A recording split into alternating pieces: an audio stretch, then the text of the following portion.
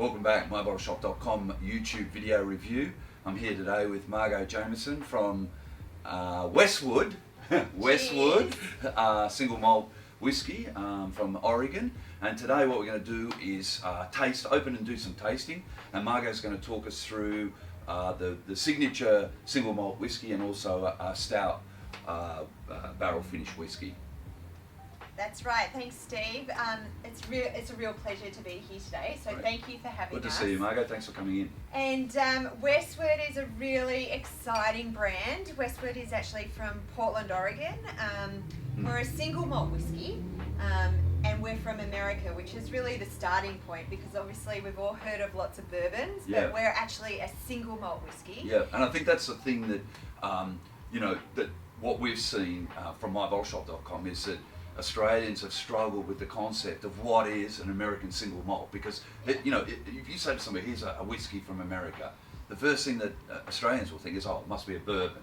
Yes. And I think the point of today's video is we want to educate Aussies, and in fact this is an American single malt.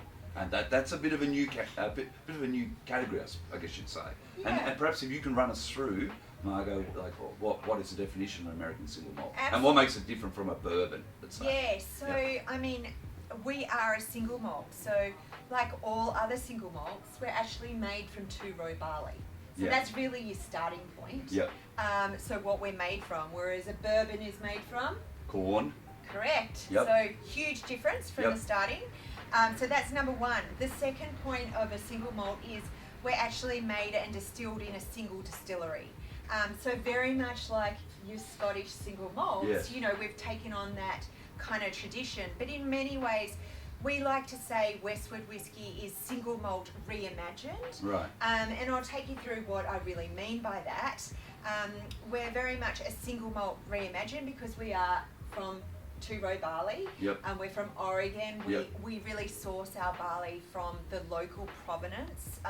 I'm not sure whether you know much about Oregon or the Pacific Northwest. No, I suppose when think of Oregon, I'm sort of thinking American Northwest, close to Seattle, right? So correct. But a lot of, would it be fair to say a lot of rain?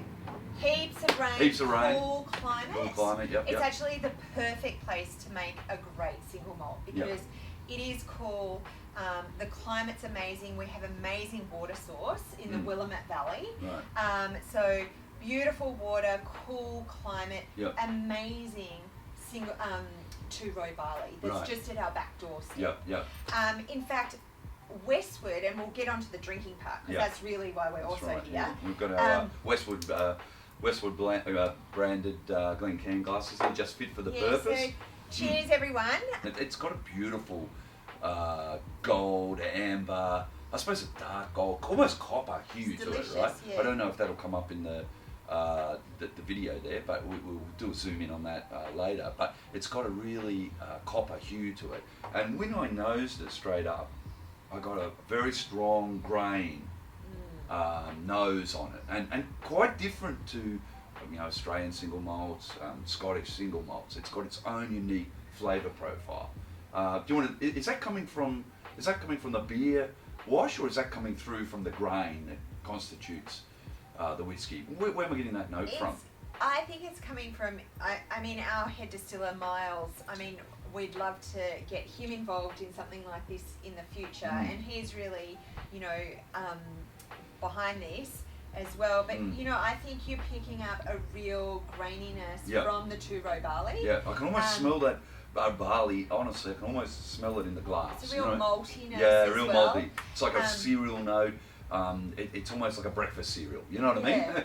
And it's delicious. And what I find really interesting is, I think going back to what we were talking about was we go to the double pot stills, but then we age our whiskey in new American oak barrels. Right. And so they're the new American oak barrels, which is very much what bourbons are all must be by law in a new American oak barrel. But correct. In Australia, for example, I don't think any of the Australian single malt whiskies would be aged in new oak. It'd be all repurposed oak from port or sherry, right? And so that makes this have quite a different, maybe more honest flavour profile, if I can put it that way. Yeah, and it's got a real, that's we're tipping the hat to our American heritage as well, which I think is really beautiful. That's Yep. where we're from as well. We're very much a single malt, but we age in these new American oak barrels.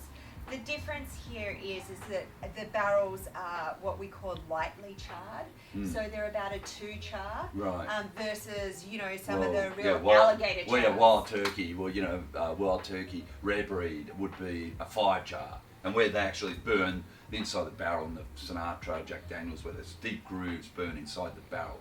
Yeah. So in this particular case, this would be a light char. And speaking of which, I see here, Margo, you have a white dog bringing this along. It's a 45% by alcohol, and I'm just going to pour that into the glass. I guess I'm going to be interested to nose this. Now, by white dog, we mean literally straight off the still, right? It's straight off the stills, but what we've done is we've proofed it down to 45%. Right. And what would it come off as? 60, 50? 60 something. 60 something, yeah, or right. even a bit more. But obviously I didn't want to blow your Yeah, taste right. buds away. Okay. It is Friday afternoon here though, so. Exactly. But oh my God, that is a real pungent. Now it's what I find so much fun about presenting this white dog is that for people who have tasted white dog, quite often they're like, oh, I couldn't even drink it. Whereas, I mean, it's got again that full blast of cereal nose. I get that. It's a little bit pungent, but I get fruitiness, right. like real stone fruit. Well, yeah. I mean, almost in the glass when I taste it, it's almost peachy, right? Yes. It's almost peachy, to be honest with you. Yeah. It's got a very, very gentle burn. It's very super smooth. I pick up a little bit of the notes, obviously, that I pick up when the bottle has been aged on oak, right? Yes. So I could see that this, I suppose, grain note, fruit note is passing through into the finished whiskey, and like I picked up on the single malt, it's a hint of sweetness there. So even though it's a single malt whiskey and it's not aged in port or sherry, so the sweetness. Now, where that sweetness is that coming from the grain? Absolutely, it's coming from the grain and the ale yeast, and really our process in terms of making that beautiful, flavourful wash. And as I mentioned, we really believe that we want to keep as much flavour in our spirit from the wash. So when we go through the distilling process, we're not stripping away any of the flavours. We really want to keep really great flavour in there. It's full flavoured for sure. And it's got long legs on it too, Margo. I mean, I've poured that in there and there's huge long legs dripping everywhere down my glass. It's quite oily. It is oily. It's but delicious. I like that. I want my whiskey to have legs. It gives me that full flavour. Now, okay, so we've talked about the white dog. Yes, is there anything else you want to say about that? I just think that that's a really great example. It's interesting because when I do whiskey dinners and tastings like this, most people will say to me, and I love talking to people about whiskey, I've got the best job in the world. Oh, yeah. Right. But Not bad. most people will say to me, wow, I've tasted some other white dogs and I wasn't able to drink it. White dog or moonshine. Moonshine, You could say, I know a lot of people don't want to call it moonshine, but theoretically it is a moonshine. It's not made from corn. No. It's made from barley, but it is, like you would say Similar. moonshine, and people can be scared of moonshine or raw spirits. But, so really the flavour is right there. comes through, and it's really a great example of what ends up in our bottle, and the fact that we're not hiding flavours. It's all about that straight process. Up. Absolutely. And literally straight from the grain, harvesting through into the beer wash, and then into the stills, and then into the bottle. Now what we're going to have a look at now, which I'm very curious to... Do you mind if we go back just to taste this one after the American single malt? let's do that. Because I think that after tasting the white dog, just a few other elements that I love coming from our American single malt, which is really our classic expression. Right. What I love is, we mentioned the new American oak barrels, which obviously impart flavour and colour and character over time. And what I also find really exciting about Westward is when people on the nose, they'll get something quite amazing, like they'll get spice, or but on the palate I get a bit of caramel. I get vanilla. I get vanilla. I definitely get the vanilla, which you sort of expect from the American. How many years on average would this be in the American oak? Yeah. New white oak. How many years roughly would it have been there? So we're like a blend of 4 to 6 years around. Okay, so we could say the minimum would be 4 years. Yes. And up to maybe 6 years or maybe more ish. Yeah. And the thing that's really interesting is we are very much craft. Yeah, it's got a good colour on it too, right? For the age, it's got a beautiful deep brown colour. So it's picked up a lot of the colour from those barrels, even though it's only a level 2 char. It's picked up a lot of honest colour. And I presume there's no colouring in here, right? No colouring, is this chill filter? No. So I might see a few little particles floating around there, which means it's honest to goodness. So what we've what we've poured now into our glass, Margo, is a Westward Oregon Stout Cask, single malt. It's a grain to glass whiskey as well. Do you want to talk us through, the process of the stout cask and why it is different from your Premier single malt? Yeah, absolutely, Steve. Thanks for that. So cheers, guys. Cheers. So the stout cask is a really cool innovation, and it really talks to just how much fun Oregon is. And I suppose the brewing heritage of the company, right? And the whiskey, the brewing heritage. Yeah, so our in fact, all of our distillers have come from breweries, which is, seems to be part of the recruitment process. Wow. But our head distiller, Miles Munro, he actually started this really cool innovation program where he was talking to some of his mates at Migration Brewery, right? And he was like, "Oh, I wonder what our whiskey tastes like aged in some of your stout barrels." Right. And so these actually stout. So this is actually aged in beer stout barrels. Right. Yes. Okay, I see. Absolutely. Right. So what you're tasting here is, in effect, it's very much our Westward American single malt that you've already tasted. And then we age this for this stout cask, Oregon Stout Cask, Westward Oregon Stout Cask, in stout barrels. Stout barrels from some of our friends. Yeah, and for an additional, how many months would it be in the stout It's at barrels? least another year. Oh. So it's not just a quick process. So it's not finishing per se. No, it's more than finishing. It's more than finishing, yeah. Because if you're finishing a whiskey maybe 3 or 4 months, right, like Maker's Mark and others would do. But if you're doing it for a year, that's a really different whiskey, and it's almost got maybe it's a label, but it's got certainly a different colour, a little bit more. I'd say a little bit more of a deep red copper tinge to it than the normal amber copper. That's right. I've just had a little taste of that, and it's got a completely different taste profile on that, Margo. I'm surprised how different it is, to be honest. Yeah, I get some really great chocolatey notes, delicious kind of pecan-y. Yeah, I'm getting like peanut brittle. Yeah. Like a little bit of vanilla chocolate, I guess. That like almost like a mocha, a coffee mocha. It's beautiful. It's got a real chocolate note to it. Yeah, absolutely. For sure. And I think that delicious. What's fun about this is that we actually started selling this just from our tasting room in the distillery, the stout cask. Right. And it sold out really quickly, and so that really started our barrel program, where we went to lots of our friends in different distilleries over in Oregon, and we started kind of trading barrels. So, for instance, our friends at Deschutes, which is, really well known over here in Australia. In fact, I think Australia's Deschutes is second largest export market. So we love our craft beer. Right. But that's right. Some of us around here love craft beer, right, Ados? That's right. Behind the camera, he's our craft beer man.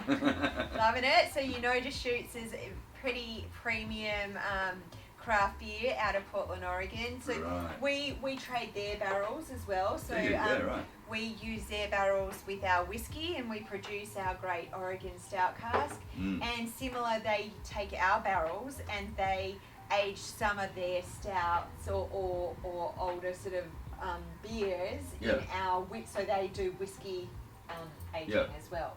So it's a really cool program. But what's amazing is it just started out of our little distillery tasting room, and now this is out in Australia and some other markets around the world. So, but I just love, as you said, Steve, you know, like our American single malt is a really robust spirit with lots of layers, and I think, you know, for people who really know their whiskey, they're going to find something pretty interesting there. Well, yeah, and I mean, look, I suppose that's our encouragement. What, you know, you've got the Scottish, obviously Scottish whiskey single malts, a big scene. Australian single malts, an emerging scene. You've got American bourbons. This is a new category, and it's taking some time for people to get their minds around it, I guess. And I think the thing I would say about it is to give it a try and give it a taste, because it is a different whiskey, and it's got its own unique flavour profile, and it's full flavoured. I would say this about this. Now, I suppose we might just circle back, Margo, to the Premier whiskey, and just if you have any sort of closing notes about that, you know, I suppose tasting notes, any closing tasting notes you'd have here to say about this, and finish on the palate. Yeah, I would say that Westward American single malt is robust, it's vibrant, it's full of flavour. I personally love the vanillas and stone fruits and you know, caramel taste, but you know, a lot of people get a really great leather spice. It's long, you know, it really is full of flavour, and it's a great whiskey to enjoy with friends. And how would you serve it if you were serving this up? Neat, straight up in there. I would definitely go neat. A little bit of ice if you wanted it. I never tell people how to drink their whiskey, because I feel like, you know, it's that's very an individual choice. Absolutely. Yeah, personal preference. But personally, I would go neat or on a cube. Yep. Absolutely. And it does make an awesome old-fashioned, very whiskey-forward cocktail. There you go, delicious. But generally neat or on a cube. So just an old-fashioned, you just put a bit of bitters in there and a bit of simple syrup, and maybe just stir it up in a big ice cube, and away you go. I just added a little bit of water to that, because normally when we do our reviews, particularly on whiskies, we like to add a bit of water, because often we find that the water changes the whole complexion of the whiskey. So it really opens up. Yeah, I've just added a little bit of water. I probably only added maybe 3, maybe I'll just put a couple more drops in there. And I'm just going to have a little taste of that now.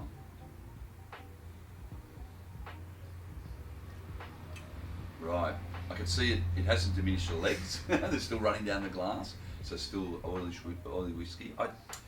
Again, like adding water as always, the flavours have exploded there, exploded into my mouth, and I felt much more softer on the palate.